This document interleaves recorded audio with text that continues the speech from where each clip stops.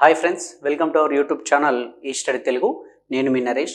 మరి నిన్న జరిగినటువంటి అంటే 31/5/2024 నాడు జరిగినటువంటి ఆఫ్టర్నూన్ షిఫ్ట్ మధ్యాహ్నానికి సంబంధించి షిఫ్ట్ 2లో అడిగినటువంటి మ్యాథ్స్ ప్రాబ్లమ్స్ మనం ఇప్పుడు చూడబోతున్నామండి. అయితే వాస్తవానికి మనం నిన్న ఈవినింగ్ వరకు కూడా చాలా వెయిట్ చేసినాం, కానీ మ్యాథ్స్కి సంబంధించి ఒక 2-3 ప్రశ్నలు మనకు దొరికినాయి. వాటిని మనం నిన్న క్లాస్లో ఎక్స్ప్లెయిన్ చేయడం జరిగింది. ఈరోజు మెయిన్గా ఏమంటే ఈ వీడియో మనకు చాలా హెల్ప్ చేసిన వాళ్ళు ఎవరంటే ఒకటి అశ్విని గారు అండి. వీళ్ళు ఎక్కడ వాళ్ళో తెలియదు, కానీ అశ్విని, మమత మరియు అదేవిధంగా తేజావత్ రమేష్ అండి. తేజావత్ రమేష్ అని వీళ్ళు అంటే మిగిలినటువంటి గ్రూప్ మెంబర్స్ కూడా వాళ్ళకు వచ్చినటువంటి అన్ని ప్రశ్నలు కూడా మనకు పంపించారు. తెలుగు, ఇంగ్లీషు, సైకాలజీకి సంబంధించి మెయిన్గా వీళ్ళు ముగ్గురు చాలా ఎక్కువ మొత్తంలో ప్రశ్నలు మనకు పంపించి ఈరోజు ఈ వీడియో చేయడానికి మనకు మ్యాథ్స్కి సంబంధించినటువంటి ప్రాబ్లమ్స్ మనకు అందించడం జరిగింది. వాళ్ళ ముగ్గురికి కూడా ఛానల్ తరపున ప్రత్యేకంగా ధన్యవాదాలు తెలుపుకుంటున్నామండి. మిగిలినటువంటి సభ్యులందరూ కూడా మన సబ్స్క్రైబర్స్ అందరికి కూడా చాలా చాలా థ్యాంక్స్ అండి. అయితే నిన్న చెప్పిన దాంట్లో ఫస్ట్ షిఫ్ట్లో చెప్పిన దాంట్లో ఒక ప్రశ్నకి సమాధానం ఒక్కదానికి అంటే వేరే ఉందని చెప్పేసి చాలామంది కామెంట్ చేసిండ్రు. అదేమంటే ఎంజైమ్లు లేనటువంటి రసం ఏదని, ఎంజైమ్లు లేని రసం అని. ఎంజైమ్లో లేని రసం అది పైత్య రసం అని చాలామంది కామెంట్ చేసిండండి. ఒకసారి దీన్ని సరి చూసుకోవాలి, మిగిలిన వాళ్ళందరూ కూడా పైత్య రసం అని కరెక్ట్ చేసుకోండి దాన్ని ఒక్కదాన్ని. అదేవిధంగా కొన్ని ప్రాబ్లమ్స్ ఏమంటే మనకు అభ్యర్థుల నుంచి ఇచ్చినటువంటి ప్రశ్నలు తప్పుగా ఉండడం, అంటే వాళ్ళు రాసింది దాదాపు అందరికీ ఎక్కువ శాతం మొత్తం గుర్తుండవండి. వాళ్ళకి తెలిసిన మట్టుకు మనకు ప్రశ్నలు అందజేయడం జరిగింది. ఆ ప్రశ్నల్ని మనం ఇక్కడ వాటిని సొల్యూషన్ చేయడం జరిగింది. వాటిలో మన దగ్గర ఉన్నటువంటి ప్రశ్నలకు సంబంధించి ఆన్సర్స్ కరెక్టే, కాకపోతే ఎగ్జామ్లో అక్కడ సంఖ్యలు వేరే విధంగా వచ్చినాయట. అవి కూడా 1-2 అటు ఇటు ప్రశ్నలు అయి ఉంటే వాటిని కూడా ఒకసారి చూసుకోవచ్చు.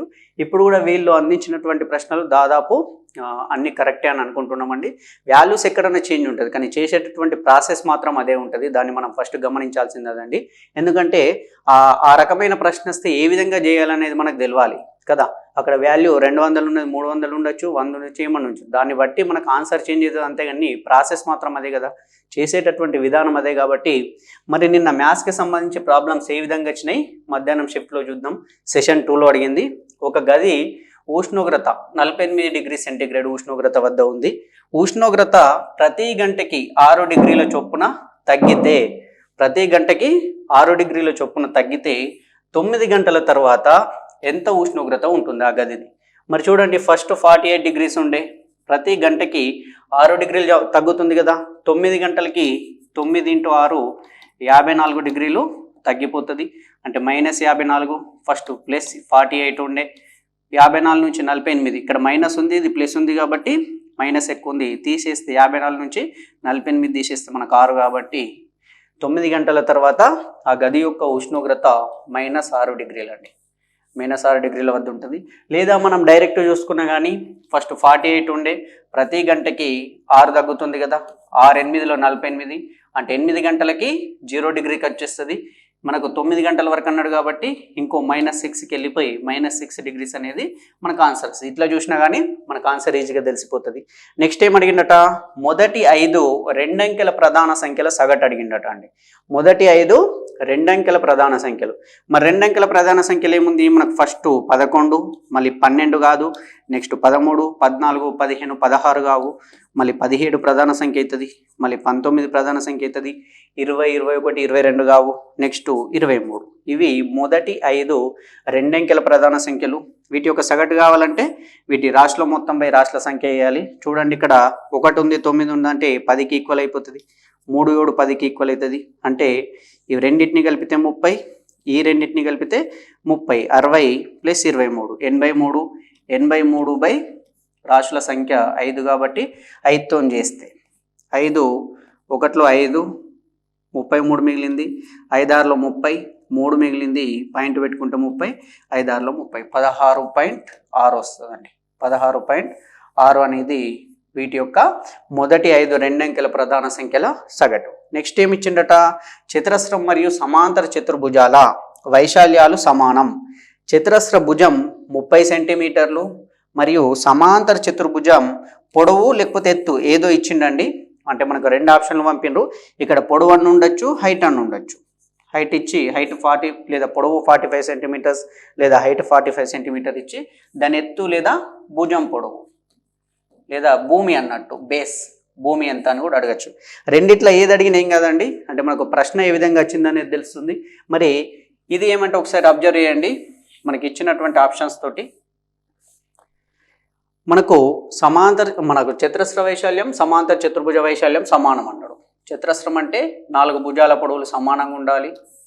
సమాంతర చతుర్భుజం అంటే ఎదురెదురుగా ఉన్నటువంటి రెండు జతలు సమాంతరంగా ఉండాలి మరియు సమానంగా ఉండాలి. అంటే దీనికి ఇది సమానం, దీనికి ఇది సమానం. మరి చతురస్రం యొక్క వైశాల్యానికి సూత్రం భుజము స్క్వేర్ అండి. భుజము ఇంటూ భుజం చేస్తే చతురస్రం యొక్క వైశాల్యం వస్తుంది. అదే సమాంతర చతుర్భుజ వైశాల్యం కావాలంటే మనం భూమి ఇంటూ అనురూప ఎత్తు అని తీసుకుంటామండి. భూమి ఇంటూ ఎత్తు లేదా లంబము అంటే ఏమన్నట్టు, దీని నుంచి ఈ సమాంతర చతుర్భుజంలో 90 డిగ్రీస్ ఎక్కడికి వస్తుందో అంటే లంబంగా ఎక్కడ 90 డిగ్రీస్ ఏర్పడుతుందో ఆ ఎత్తునే మనం తీసుకుంటాం. ఇది హెచ్ అండి, ఇది బేస్ భూమి అండి. అంటే బి ఇంటూ హెచ్.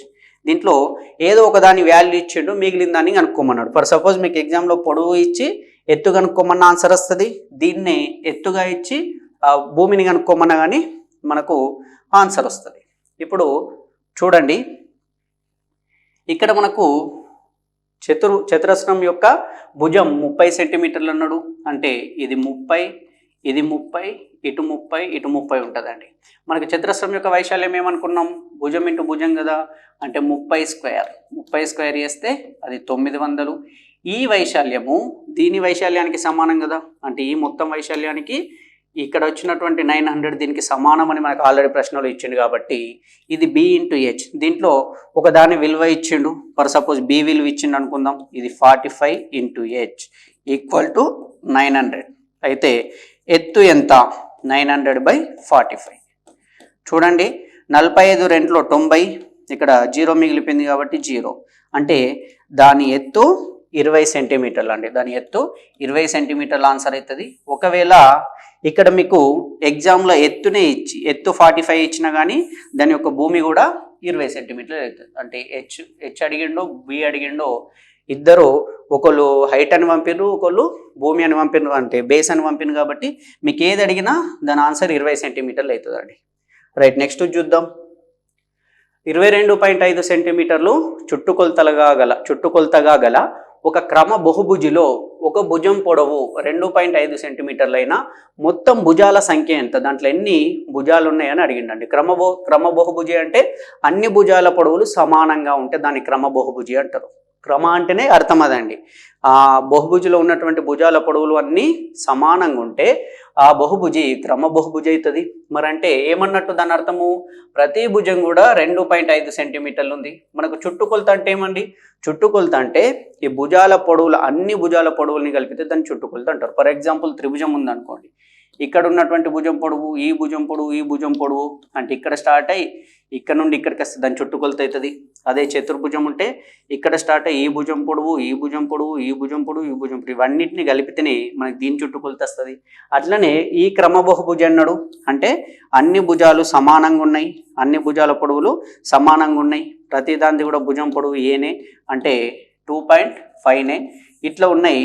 మరి చుట్టుకొలత 22.5 అయిందంటే అంటే ఇక్కడ ఉన్నటువంటి అన్ని 2.5లను కలిపితేనే కదా అది అయింది. కాబట్టి ఆ 22.5ని మనం 2.5 తోటి భాగిస్తే మనకు భుజాల సంఖ్య వచ్చేస్తుంది. కాబట్టి ఇక్కడ చూడండి 22.5, ఇక్కడ దీన్ని 10తోని గుణిస్తున్నాం. మనకు సొల్యూషన్ ఈజీగా రావడానికి దీన్ని 10తోని గుణిస్తే ఇది 225 అవుతుంది, ఇది బై 25 అవుతుంది. లేదా ఈ పాయింట్ కూడా క్యాన్సల్ చేసుకునొచ్చండి. అంటే నాన్ మ్యాథ్స్ వాళ్ళు ఉన్నారు కాబట్టి పైన కింద 10తోని గుణిస్తున్నాం. దీన్ని 10తోని గుణిస్తే ఈ పాయింట్ ఎగిరిపోతుంది, ఇక్కడ ఈ పాయింట్ ఎగిరిపోయి. నెక్స్ట్ చూడండి 5 5లో 25, 5 4లో 20, మళ్ళీ 5 5లో 25, 5 1లో 5 9. అంటే దీంట్లో ఉన్నటువంటి మొత్తం భుజాల సంఖ్య 9 అండి. 9 అనేది ఆన్సర్ అవుతుంది.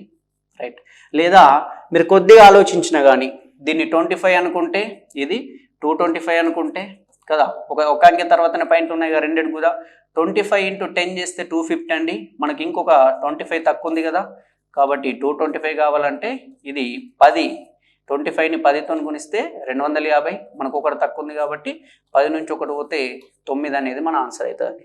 9 అనేది మన ఆన్సర్. నెక్స్ట్ 6తో నిశ్శేషంగా భాగించబడిన సంఖ్య ఏదని అడిగిండట. 4 ఆప్షన్లు ఇచ్చిండట. మనకు 6తోని ఏదైనా సంఖ్య నిశ్శేషంగా భాగించబడాలంటే అది 2తోని భాగించబడాలి నిశ్శేషంగా, అదేవిధంగా 3తోని కూడా భాగించబడాలి.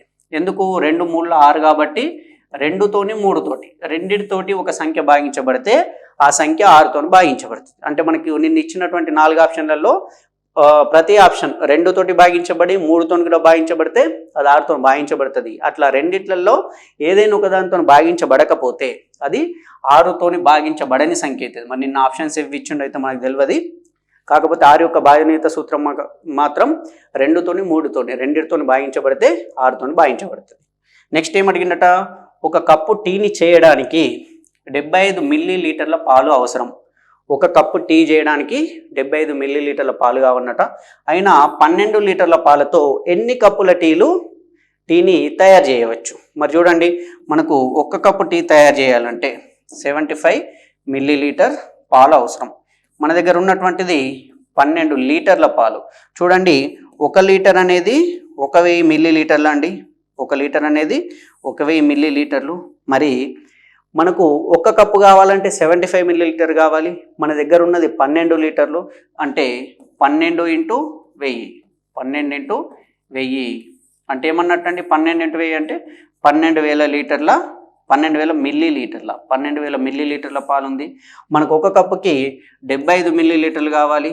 ఈ 12,000 మిల్లీలీటర్లని 75 మిల్లీలీటర్లతోటి భాగిస్తే మనం ఎందుకు మార్చుకున్నామండి 1000 మిల్లీలీటర్ల కంటే?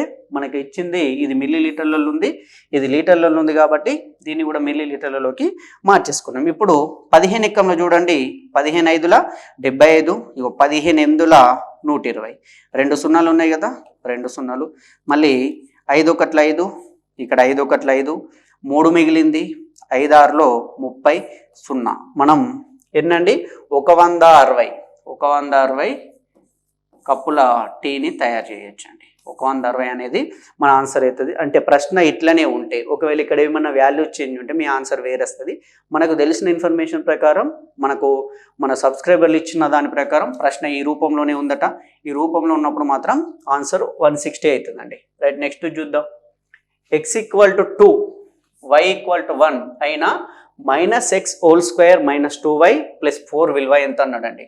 ఇప్పుడు అంటే x ప్లేస్లో 2ని, y ప్లేస్లో 1ని ప్రతిక్షేపించాలి. -x అంటే 2² - 2 × y అంటే 1 + 4 -2² అంటే -2² అంటే దాని అర్థం -2 × -2 అండి.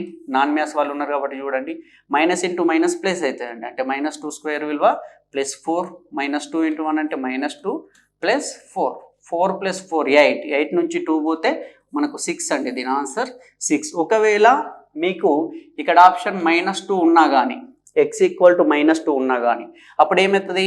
-2² - 2 × y + 4 అవుతుంది. ఇప్పుడు -2 అంటే +2 అండి. +2² అన్నా -2² అన్నా +2² అన్నా 4 వస్తుంది, -2² అన్నా 4 వస్తుంది. ఒకవేళ ఇక్కడ మీకు -2 ఉన్నా కానీ మీ ఆన్సర్ అనేది 6 వస్తుంది. రైట్, నెక్స్ట్ కిరణ్ కుటుంబం జూన్ నెలలో 2 వారాలకు 2 కేజీల 100 గ్రాముల చక్కెర వాడితే, షుగర్ వాడితే జూన్ నెల మొత్తం ఎన్ని కిలోల చక్కెర వాడుతారు? మరి చూడండి, నాన్ మ్యాథ్స్ వాళ్ళు ఉన్నారు, మనకు అనిపిస్తుంది 2 వారాలకు 2 కేజీల 100 గ్రాములు అన్నాడు. మరొక వారంకి 1 కేజీ 50 గ్రాములు అవుతుంది కదా. మనం లెక్కేసుకుంటే 1 వారానికి 1 కేజీ 50 గ్రాములు అవుతుంది. మరి 30 రోజులకి ఎంత? ఇట్లా వారాలలో ఇచ్చిండు. మనకు జూన్ నెలలో 30 రోజులే ఉంటుందండి, 31 ఉండవు, 30 రోజులు ఉంటుంది. మరి దీన్ని ఇంకా నాన్ మ్యాథ్స్ వాళ్ళు కానీ మ్యాథ్స్ వాళ్ళు కానీ ఈజీగా చేయడానికి చూడండి, మనకు 2 వారాలు అన్నాడండి. 2 వారాలంటే 14 రోజులు. మనకు 2 కేజీలని కూడా గ్రాములలోకి మార్చుకుంటే 1 కేజీకి 1000 గ్రాములు, 2 కేజీలు అంటే 2000 గ్రాములు + 100, 2100 గ్రాములు. ఈ 2100 గ్రాముల చక్కెర 2 వారాలకు యూజ్ చేస్తుండ్రు కదా, అంటే 14 రోజులకు కదా. మనకు ఒక రోజుకు కావాలంటే బై 14 చేస్తే సరిపోతుంది కదా. ఇప్పుడు ఒక రోజు తెచ్చింది.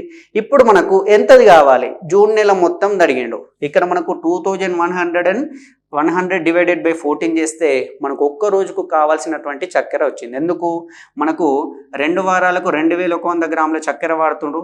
2 వారాలంటే 14 రోజులు, అంటే 2100 14 రోజులతో భాగిస్తే ఒక రోజుది మనకు వచ్చింది. ఇప్పుడు మనకు 30 రోజులది కావాలి కాబట్టి ఇంటూ 30 చేస్తే 30 రోజులు వస్తుంది. ఇప్పుడు చూడండి, 7 2 14, 7 3 21, 2 సున్నాలు పెట్టేసినాం. మళ్ళీ 2 2 15 30, 15 3 45 కదా. ఇగో 15 3 45, 2 సున్నాలు ఉన్నాయి కాబట్టి 2 సున్నాలు. ఇప్పుడు ఇది 4500 గ్రాములు అండి. మరి మనకు 1 కిలోగ్రామ్ అంటే 1000 గ్రాములు కదా. ఇప్పుడు 4000 ఉంటే దీన్ని 4000 ప్లస్ 500 గ్రాములు అని రాసుకునొచ్చు కదా. 4000 అంటే 4 కేజీలు, 500 అంటే హాఫ్ కేజీ, 4.5 కేజీ, లేదా 4 కేజీల 500 గ్రాములు. అంటే మీకు ఆప్షన్స్ ఎలా ఇచ్చిండో తెలియదు, లేదా 4.5 కిలోగ్రామ్స్. 4 కేజీల 500 గ్రాములు అన్న అవుతుంది ఆన్సర్, లేదా మీకు 4.5 కేజీస్ అనే ఆప్షన్లు ఇచ్చినా కానీ ఇది మీ ఆన్సర్ అవుతుందండి, 4.5 కేజీస్. రైట్. నెక్స్ట్ ఏం అడిగిందట, ఒక రోజుకి ఎన్ని నిమిషాలని అడిగిందట. మనం నిన్న వీడియో చేసినప్పుడు ఒక రోజుకి ఎన్ని సెకండ్లని మనకు పంపిండ్రు కాబట్టి ఎన్ని సెకండ్లని చేసినాం. ఒక రోజుకు ఎన్ని నిమిషాలు అంటుండండి. మరి ఒక రోజు అంటే 24 గంటలు ఉంటుంది. ఒక గంటకి 60 నిమిషాలు ఉంటుంది. 24 × 60 చేసేస్తే మన ఆన్సర్ వస్తుంది. అంటే 24 × 60. ఈ 2 సున్నాలు, 6 4 24, 4 చేతన 2, 6 2 12, 2 14. చూడండి, 1440 నిమిషాలు అండి, అంటే 1440 నిమిషాలు. రైట్. మరి ఇదే సెకండ్లలో చేస్తే మనకు మళ్ళీ 1440 నిమిషాలని 1 నిమిషానికి 60 సెకండ్లు కాబట్టి ఇంటూ 60 చేస్తాం. అప్పుడు మనకు 86,400 సెకండ్లు వస్తాయి. నిన్న అది చేసినాం, కాకపోతే మనకు అడిగినటువంటి ప్రశ్న నిమిషాలట కాబట్టి నిమిషాలంటే 1440 నిమిషాలు వస్తుందండి. రైట్. నెక్స్ట్ చూద్దాం. 12 లీటర్లకి 300 మిల్లీ లీటర్లకి గల నిష్పత్తి ఎంత అని అడిగిండట. మరి 1 లీటర్ అంటే 1000 మిల్లీ లీటర్లు అండి. 12 లీటర్లు అంటే 12 × 1000 మిల్లీ లీటర్లు. దీనికి నిష్పత్తి దేనితోటి, 300 మిల్లీ లీటర్లతోటి. మరి ఇక్కడ చూడండి, నిష్పత్తి అన్నా డివైడెడ్ బై అన్నా ఒకటేనండి. మనకు నిష్పత్తి ఇచ్చిన భాగాహారం ఇచ్చిన రెండు సేమే. అంటే నాన్ మ్యాథ్స్ వాళ్ళు ఉన్నారు కాబట్టి చెప్తున్నా, ఈ నిష్పత్తి ఇచ్చినట్టే డివైడెడ్ బై ఇచ్చినట్టు. ఈ 2 సున్నాలు ఈ 2 సున్నాలు క్యాన్సిల్ అయినాయి. 3 1 3 4 4 10 40 కాబట్టి 40 నిష్పత్తి ఇక్కడ అంతా క్యాన్సిల్ అయిపోయింది కదా. 40 నిష్పత్తి ఒకటి అవుతుంది. లేదు సార్ కన్ఫ్యూజ్ అవుతున్నామంటే చూడండి, 12 × 1000 12,000 డివైడెడ్ బై 300. ఈ 2 సున్నాలు క్యాన్సల్. 3 4 12 0. 40/1 కదా. 40/1 అన్నా 40:1 అన్నా కానీ సేమ్ అంటే ఒకటి. 40/1 అన్నా 40:1 అన్నా కానీ 40 నిష్పత్తి ఒకటి అన్నా కానీ సమానం. అంటే మీకు ప్రశ్న ఇదే వస్తే మళ్ళీ అంటే ప్రశ్నలో ఇక్కడ అంటే సంఖ్యలు వేరేగా వస్తే ఆన్సర్ వేరే వస్తుంది, కానీ చేసే ప్రాసెస్ మాత్రం ఇదే. 12 లీటర్లకి 300 మిల్లీ లీటర్లకు గల నిష్పత్తి అడిగిండట. అది 40:1 అవుతుంది. నెక్స్ట్ కెలిడోస్కోప్లోని దీర్ఘ చతురస్రాకార తలాలు ఎన్ని అని అడిగిండట అండి. ఆల్రెడీ 2023 టెట్లో కూడా కెలిడోస్కోప్లో ఎన్ని అంచులు ఉంటాయని అడిగినట్టున్నాడు. ఇది మళ్ళీ వచ్చింది కెలిడోస్కోప్ది. మరి కెలిడోస్కోప్ అనేది ఎట్లుంటుందంటే చూడండి, కింద త్రిభుజాకారం, పైన కూడా త్రిభుజాకారం ఉండి ఇవి కలిసిపోవాలండి. చూడండి, దీనికి ఈ భుజానికి ఈ భుజం, ఈ భుజానికి ఈ భుజం, ఈ వెనుక దానికి ఈ భుజం. రైట్. మరి ఇక్కడ చూడండి, దీంట్లో ఎన్ని దీర్ఘచతురస్ర ఆకారాలు అంటుండు. దీర్ఘచతురస్ర ఆకారాలు చూస్తే చూడండి, కింద త్రిభుజాకారం, పైన త్రిభుజాకారం ఉంది. ఇక్కడ నుంచి ఇది కలిసింది. ఇగో ఇటు సైడ్ ఒక దీర్ఘచతురస్రాకారం, ఇటు ఒకటి, ఈ ఫ్రంట్ ఒకటి అండి. ఇగో ఇది, ఇగో దీని నుంచి ఇగో ఇక్కడ వరకు ఇది ఒక దీర్ఘచతురస్రాకారం, మళ్ళీ ఇట్లా ఒక దీర్ఘచతురస్రాకారం, మళ్ళీ ఈ ఫ్రంట్ ఒకటండి. మొత్తం దీర్ఘచతురస్ర తలాలు 3 ఉంటాయి. దీర్ఘచతురస్ర తలాలు 3 ఉంటాయి. మనకు కెలిడోస్కోప్ అనేది ఏమంటే త్రిభుజాకార పట్టకం అండి. త్రిభుజాకార పట్టకానికి ఒక ఎగ్జాంపుల్ కెలిడోస్కోప్ అనేది త్రిభుజాకార పట్టకం. మరి పట్టకం అంటే ఏంటి? నెక్స్ట్ ఎగ్జామ్ రాసే వాళ్ళు ఉన్నారు కాబట్టి, పట్టకం అంటే ఇచ్చినటువంటి ఒక బహుభుజిలి ఇచ్చినటువంటి ఒక పటంలో సమాంతరంగా ఉన్నటువంటి తలాలు, ఇప్పుడు ఈ తలానికి ఈ తలం సమాంతరంగా ఉంది, సమాంతరంగా ఉన్నటువంటి తలాలు సమానమై మిగిలినటువంటి తలాలు సమాంతర చతుర్భుజం లేదా దీర్ఘచతురస్ర ఆకారంలో ఉంటే వాటిని మనం పట్టకాలు అంటాం. మరి పట్టకాలకి ఎగ్జాంపుల్, ఇప్పుడు ఇది త్రిభుజాకారంలో ఉంది కాబట్టి త్రిభుజాకార పట్టకమైంది, చతుర్భుజాకారంలో ఉంటే చతుర్భుజాకార పట్టకం అవుతుంది. మనకు ఈ గణం ఉంది కదా, ఈ గణం అనేది కూడా పట్టకానికి ఉదాహరణనే గణం అనేది. అదేవిధంగా దీర్ఘగణం కూడా, ఈ దీర్ఘగణం కూడా పట్టకానికి ఎగ్జాంపుల్. అంటే ఏమన్నట్టు, ఎదురెదురుగా ఉన్నటువంటి సమాంతర తలాలు సమానమై, ఈ తలాలు సమానంగా ఉంటాయి, మిగిలినటువంటి తలాలు సమాంతర చతుర్భుజం లేదా దీర్ఘచతురస్ర ఆకారంలో ఉంటే దాన్ని పట్టకం అంటారు. ఇది పైన కింద ఉన్నటువంటి తలాలు త్రిభుజాకారంలో ఉంది కాబట్టి ఇది త్రిభుజాకార పట్టకం. కెలిడోస్కోప్ అనేది ఒక త్రిభుజాకార పట్టకం.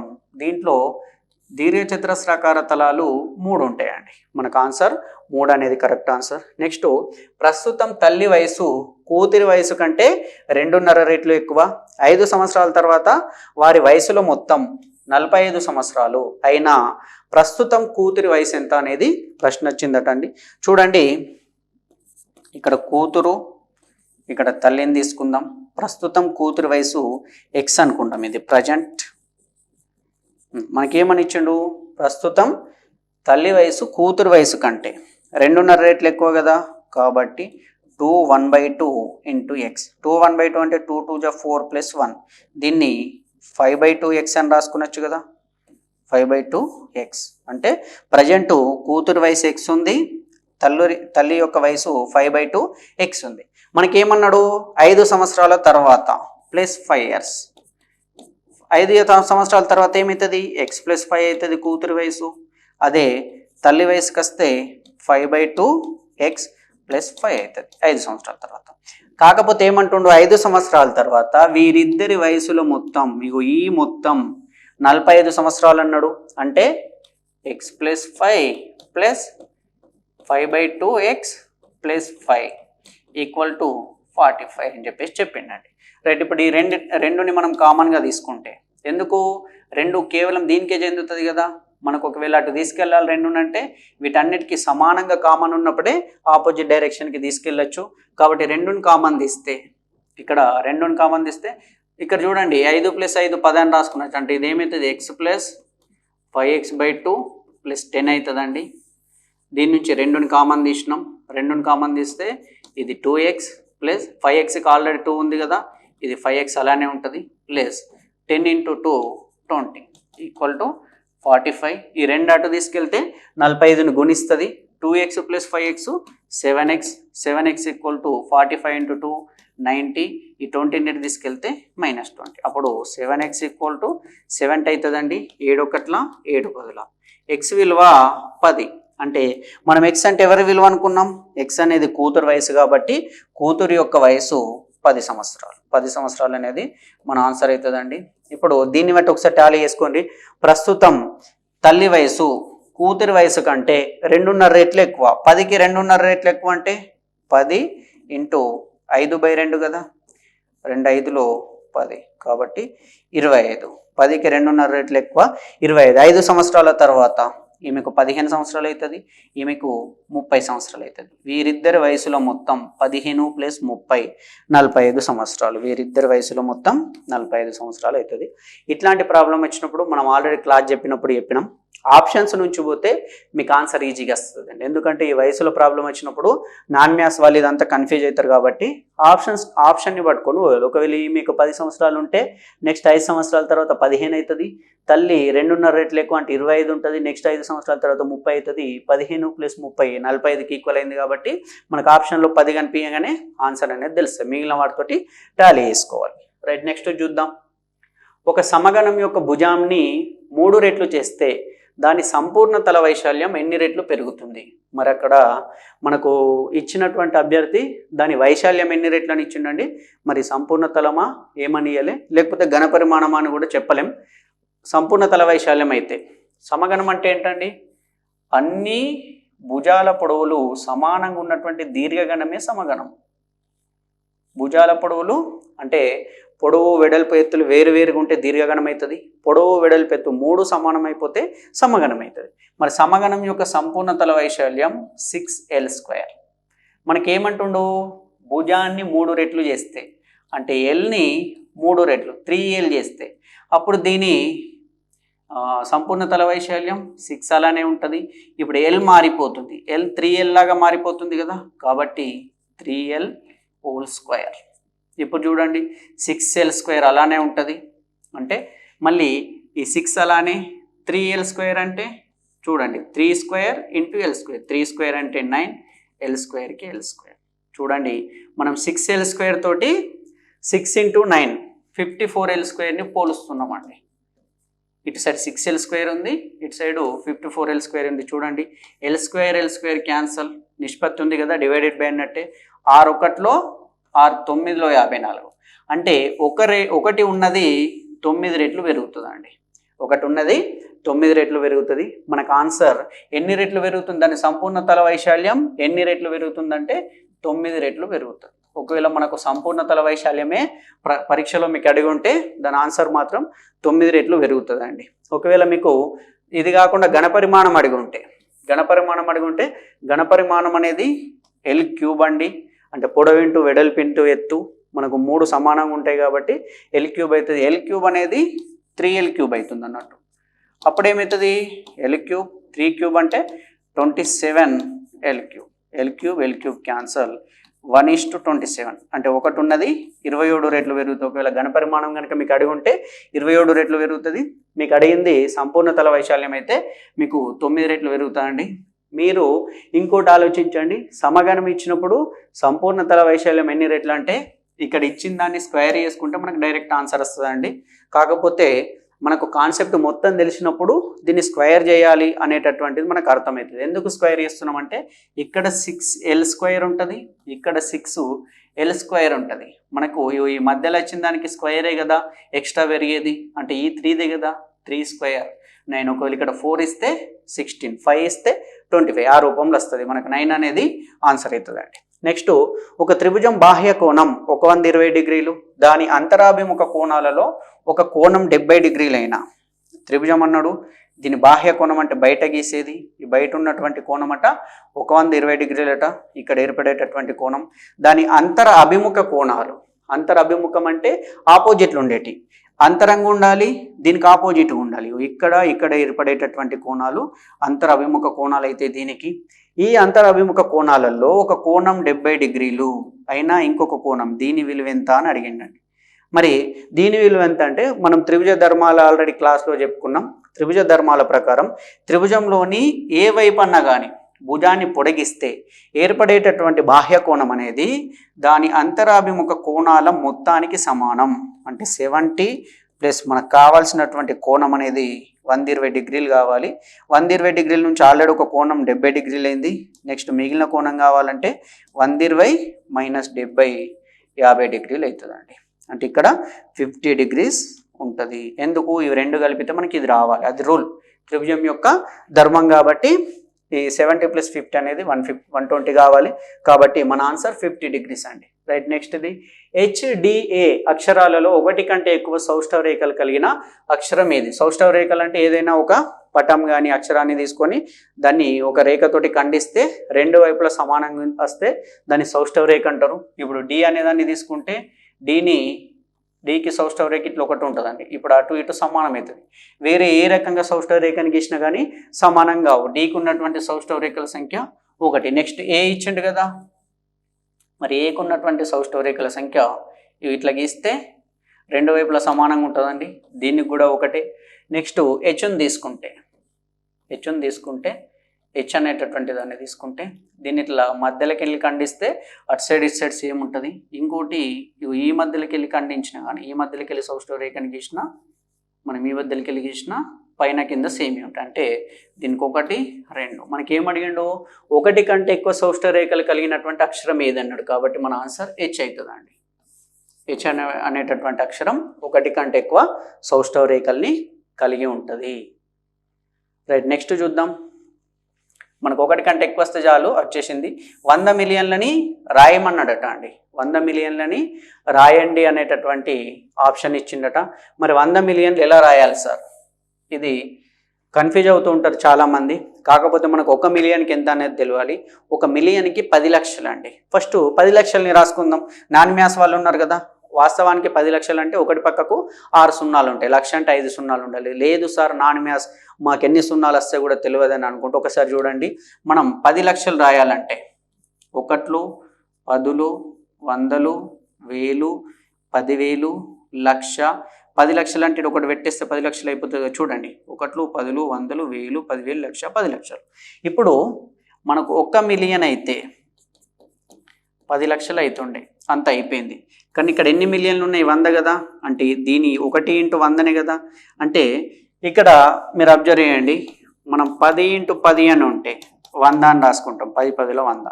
ఇక్కడ ఏం అర్థమవుతుందండి, ఇక్కడ ఒకటి ఉంది, 1 ఉంది. 1 × 1 1 రాసిన తర్వాత ఎన్ని సున్నాలు ఉన్నాయో అన్ని సున్నాలు రాసేసినాం కదా. నెక్స్ట్ చూడండి, 100 × 10 అనేది మనకు వచ్చింది అనుకోండి. ఇప్పుడు 1 × 1 1 రాసి ఈ 2 సున్నాలు ప్లస్ 1 సున్నా కలిపి 3 సున్నాలు పెట్టేస్తాం. చూడండి, 100 × 10 1000 అవుతుంది. అట్లనే దీనికి కూడా 1 × 100 అంటే ఈ 1 × 1 1 రాసేసి ఈ 2 సున్నాల్ని దానికి వెంచేసుకుంటే సరిపోతుంది కదా. అంటే దీనికి ఇంకో 2 సున్నాల్ని కలిపేస్తే అదే మన ఆన్సర్. చూడండి, 1, 10, 100, 1000, 10,000, లక్ష, మిలియన్, 10 మిలియన్లు, 100 మిలియన్లు. లేదా దీన్ని మన హిందూ అరబిక్ సంఖ్యామానం ప్రకారం చెప్పాలంటే 1, 10, 100, 1000, 10,000, లక్ష, 10 లక్షలు, కోటి, 10 కోట్లు. అంటే మనకు 100 మిలియన్లు అనేది 10 కోట్లకి సమానం. సేమ్ ఇదే ప్రశ్న 100 మిలియన్లు దేనికి సమానమని ఫస్ట్ రోజు ఎగ్జామ్ రాసిన వాళ్ళకు, అంటే 30వ డేట్ రోజు మార్నింగ్ షిఫ్ట్లో రాసిన వాళ్ళకు, 35/2024 మార్నింగ్ షిఫ్ట్లో రాసిన వాళ్ళకు ఈ ప్రశ్న అడిగిండండి.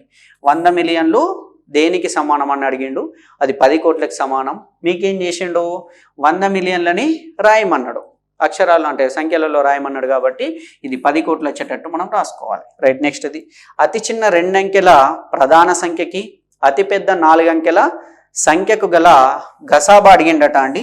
మరి మనకు ఒక ఇద్దరైతే నిష్పత్తి ఎంత అని కూడా అడిగిండని పెట్టాను, కాకపోతే గసాబానే కావచ్చు మేబీ. అయితే అతి చిన్న 2 అంకెల ప్రధాన సంఖ్య ఏది? అతి చిన్న 2 అంకెల ప్రధాన సంఖ్య 11 అండి. ప్రధాన సంఖ్య అన్నాడు 11, 11, 10 అనేది ప్రధాన సంఖ్య కాదు. అతిపెద్ద 4 అంకెల సంఖ్య, 4 అంకెలలో పెద్ద సంఖ్య 9,999 అండి. ఈ రెండిటికి గసాబా అడిగిండు. గసాబా అంటే గరిష్ట సామాన్య భాజకం, హైయెస్ట్ కామన్ ఫ్యాక్టర్, HCF అడిగిండండి. HCF అడిగితే మరి చూడండి, దీని 11 యొక్క కారణాంకాలు తీస్తే 1 మరియు 11 వస్తాయి. ఎందుకు? 11 అనేది ప్రధాన సంఖ్య కాబట్టి. 9,999 కారణాంకాలు తీస్తే 11 అనేది దీనికి కారణాంకం అవుతుంది. ఎందుకు? 9,999ని 9,999ని 11తో భాగిస్తే నిశ్శేషంగా భాగించబడుతుంది. ఎందుకు? ఇక 11 9ల 99, ఒక 9 తీసుకున్నాం, ఇంకో సంఖ్య తీసుకోవాలి అంటే 0 పెట్టుకోవాలి, మళ్ళీ 11 9ల 99 అంటే 909 × 11 చేస్తే మనకు 9,999 వస్తుంది. అంటే 11 అనేది దీనికి కారణాంకమే, దీనికి కూడా 1 కారణాంకం అయితే 11 అవుతుంది. రెండిట్లలో కామన్గా ఉన్నటువంటి కారణాంకమే మనకు గసాబా అవుతుంది, హైయెస్ట్ కారణాంకం. దీనికి హైయెస్ట్ కారణాంకం 11, దీనికి ఈ 11 తప్ప వేరే కారణాంకాలు 9,999కి ఉంటాయి. కానీ రెండిట్లలో కామన్గా ఉన్నది 11 అవుతుంది కదా. ఎందుకంటే ఇది ప్రధాన సంఖ్య అయినప్పుడు కంపల్సరీ అది అవుతుందండి. నాన్ మ్యాథ్స్ వాళ్ళకి అర్థం కావాలి కాబట్టి చెప్తున్నా. కాబట్టి రెండిట్లలో కామన్గా ఉండే అవకాశం 11కు మాత్రమే ఉంది. మనకు ఒకవేళ గసాబా ఎంత అని అడిగితే, HCF ఎంత అని అడిగితే మనకు 11 అనేది మీ ఆన్సర్ అవుతుంది. లేదు సార్ నిష్పత్తి అడిగిండని కొందరు అన్నారు. నిష్పత్తి అడిగినప్పుడు అది మనకి ఏమవుతుంది, ఫస్ట్ ఇది కదా 2 అంకెల ప్రధాన సంఖ్య కాబట్టి 1:909 అవుతుందండి. కాకపోతే దాదాపు మన HCF అడుగుంటాడు, గరిష్ట సామాన్య భాజకం అడుగుంటాడు. మనకు 11 అనేది మన ఆన్సర్ అవుతుందండి. రైట్. సో ఫ్రెండ్స్, ఇది నిన్నటికి సంబంధించినటువంటి మ్యాథ్స్ ప్రశ్నలండి. ఇంకా దీంతో పాటు మనకు కొన్ని భిన్నాలు ఇచ్చి కలపడం, తీసివేయడం, అంటే ఒక భిన్నం నుంచి ఇంకో భిన్నాన్ని తీసివేయడం, ఆ రకంగా ప్రశ్న వచ్చిందట డెసిమల్స్కి సంబంధించి. మళ్ళీ ఇంకొన్ని ప్రశ్నలు అనేటివి ఉన్నాయండి. కాకపోతే ఒక 2 ప్రశ్నలు క్లారిటీ కరెక్ట్ లేక నేను చెప్పలేను. అంటే 17 ప్రశ్నల వరకు అయితే చెప్పుకున్నాం. ఇంకొక 7 ప్రశ్నలు అనేది మనకు ఒక 2 ప్రశ్నలు క్లారిటీ లేవు. ఇంకొక 3-4 ప్రశ్నలు అనేది మనకు తెలియలేదు కాబట్టి చెప్పలే. సో ఫ్రెండ్స్, ఏదేమైనా కానీ మీరందరూ కూడా మీ ప్రిపరేషన్ని మంచిగా ఉంచుకోండి. ఈ పేపరు అంటే నాన్ మ్యాథ్స్ వాళ్ళ పరంగా చూస్తే చాలా ఈజీ అని చెప్పలేం. మ్యాథ్స్ వాళ్ళ పరంగా చూసినా ఒక 2-3 ప్రశ్నలు అటు ఇటు అయ్యేటట్టు ఉన్నాయి అంతే. కాకపోతే మిగిలిందంతా బాగుంది. అందరు కూడా మంచిగా రాసిండని కోరుకుంటున్నా. ఏమన్నా ఉంటే ఇక్కడ నేను చెప్పిన దాంట్లో ఏమంటే కొద్దిగా వాల్యూస్ చేంజ్ అయితే ఆన్సర్ వేరే రావచ్చు, అంతేగాని ప్రాసెస్ మాత్రం ఇదేనండి చేయడానికి. మీరు ప్రాసెస్ని చూడండి, వాల్యూస్ చేంజ్ ఉంటే ఆన్సర్ వేరే వస్తుంది. మనకు 100 దగ్గర 120 పెట్టుకుంటే ఆన్సర్ ఆటోమేటిక్గా మారిపోతుంది. కాకపోతే ఏ విధంగా చేస్తున్నాం అనేది మనకి ఇంపార్టెంట్. దీన్ని బేస్ చేసుకొని మీ ప్రిపరేషన్ని మంచిగా ఉంచుకోండి. డిఎస్సికి మంచిగా ప్రిపేర్ అవ్వండి. అందరికి ఆల్ ది బెస్ట్ అండి. మన ఛానల్ని కొత్తగా చూస్తున్న వాళ్ళు సబ్స్క్రైబ్ చేసుకోండి. ఛానల్ని సబ్స్క్రైబ్ చేస్తే మీకు ఈ విధంగా టెట్కి, డిఎస్సికి సంబంధించినటువంటి లేటెస్ట్ అప్డేట్స్ కానివ్వండి, క్లాస్ అన్నీ మొత్తం మీకు వస్తాయి. అదేవిధంగా చూస్తున్న వాళ్ళు వీడియోని లైక్ చేయండి, మీ ఫ్రెండ్స్ అందరికీ షేర్ చేయండి. మనది మెయిన్గా మ్యాథ్స్కి సంబంధించినటువంటి యూట్యూబ్ ఛానల్ అండి. దీంట్లో మ్యాథ్స్కి సంబంధించినటువంటి మన టాపిక్స్ అన్నీ కూడా చెప్పడం జరుగుతుంది. గతంలోనే చాలా టాపిక్స్ చెప్పినాం. మనం టెట్కి సంబంధించి టాప్ ఎక్స్పెక్టెడ్ 24 క్వశ్చన్స్ అని చెప్పేసి మనం ఒక 9 వీడియోలు చేసినాం. దాదాపు చాలామంది అభ్యర్థులకు కూడా ఫస్ట్, సెకండ్ రాసిన వాళ్ళు దీని నుండి చాలా క్వశ్చన్స్ వచ్చినాయని కూడా చెప్పినండి. చాలా సంతోషం. అంటే మీకు ఆ విధంగా హెల్ప్ అయినందుకు చాలా ఆనందంగా ఉంది. ఇక మీరు కూడా రెగ్యులర్గా ఛానల్ని ఫాలో అవుతూ ఉంటే కాంటెంట్ అనేది మీకు అంటే ఏ విధంగా గణితం నేర్చుకోవాలని, మ్యాథ్స్ నాన్ మ్యాథ్స్ వాళ్ళ అనేటటువంటి తేడా లేకుండా అందరికీ సమానంగా మన దగ్గర క్లాసులు చెప్పబడతాయండి. దీన్ని సద్వినియోగం చేసుకొని మీరు పరీక్షలో మంచి విజయం సాధిస్తారని కోరుకుంటూ అందరికీ ఆల్ ది బెస్ట్ అండి.